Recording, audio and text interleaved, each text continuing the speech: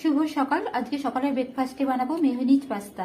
আর এটা খেতেও যেমন সুন্দর হয় আর বানাতেও একেবারেই কম সময় লাগে, আর ঝটপট চটজলদি এটা বানানোও হয়ে যায়। তাহলে চলুন বানিয়ে ফেলি আজকের মেয়োনিজ পাস্তা।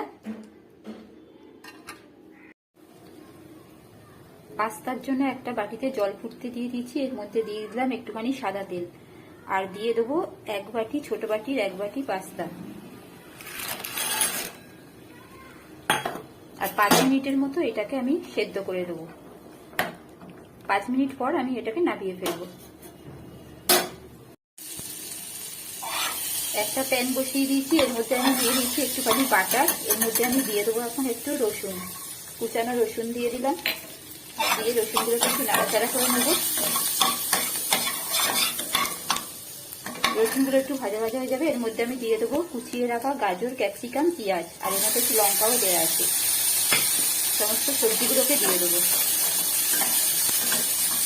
দিয়ে একটু 1-1.5 মিনিট এটাকে একটু নাড়াচাড়া করে নেবো। একটু সবজিগুলো অল্প নরম হয়ে যাবে, দিয়ে দিলাম একটু নুন।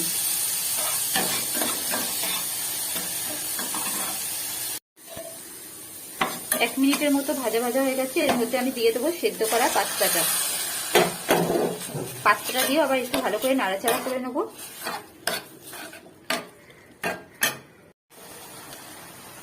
এখন দিয়ে দেবো মেয়োনিজটা।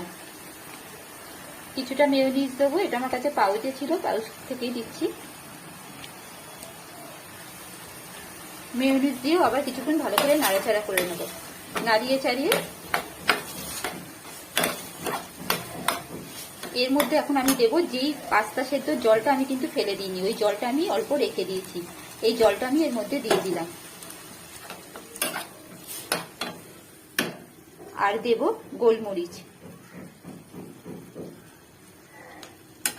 দিয়ে গ্যাসটাকে লো করে আমি এখন 1 মিনিটের মতো এটাকে একটুখানি রান্না করে নেব।